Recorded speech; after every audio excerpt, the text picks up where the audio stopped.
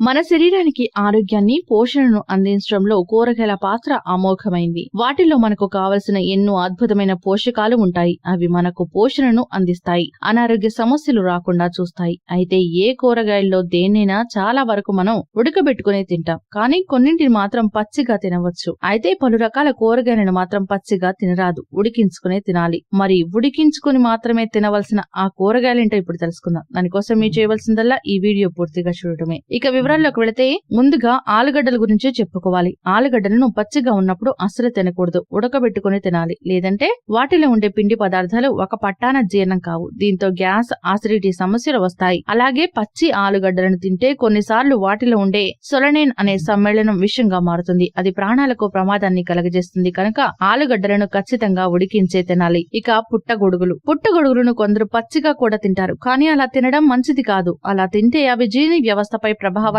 చూపిస్తాయి. దీంతో పాటు వాటిలో ఉండే ప్రమాదకరమైన సమ్మేళనాలు మనకు ప్రాణాపాయ స్థితిని కలుగజేస్తాయి. కనుక వీటిని బాగా ఉడికించే తినాలి. ఇక వంకాయలు, వీటిలోనూ సొలనైన్ అనే సమ్మేళనం ఉంటుంది. కనుక వంకాయలను కూడా పచ్చగా తినరాదు. అవి శరీరంలోకి విష పదార్థాలను విడుదల చేస్తాయి. అందువల్ల వంకాయలను బాగా ఉడికించి మాత్రమే తినాలి. ఇక మొలకెత్తిన విత్తనాలతో చాలా అద్భుతమైన లాభాలే కలుగుతాయి, కానీ కొందరు వీటిని పచ్చిగానే తింటారు. అలా తినకూడదు. వాటిలో ఉండే రసాయనాలు జీర్ణ సమస్యలను కలుగజేస్తాయి. కనుక వీటిని ఉడకబెట్టుకుని తినాలి. ఇక క్యాలీఫ్లవర్, పాలకూరలను కూడా ఉడికించే తినాలి, లేదంటే జీర్ణ సమస్యలు వస్తాయి. ముఖ్యంగా పాలకూరను ఉడికించి తింటే అందులో ఐరన్, మెగ్నీషియం తదితర పోషకాలు ఎక్కువగా లభిస్తాయి. కనుక వీటిని ఉడకబెట్టుకుని తినడమే ఉత్తమం. సో చూసారు కదా, ఏ కూరగాయలను పచ్చిగా అసలు తినకూడదో, తినడం వల్ల కలిగే అనారోగ్య సమస్యలేంటో.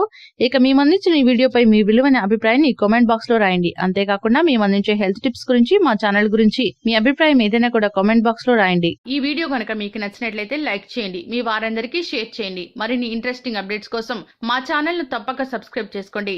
ఇక మేము అందించే హెల్త్ అప్డేట్స్ ఎప్పటికప్పుడు మీ మొబైల్ ఫోన్ లో నోటిఫికేషన్ రూపంలో పొందాలనుకుంటే గంట సింబల్ ను ప్రెస్ చేయండి. Thanks for watching.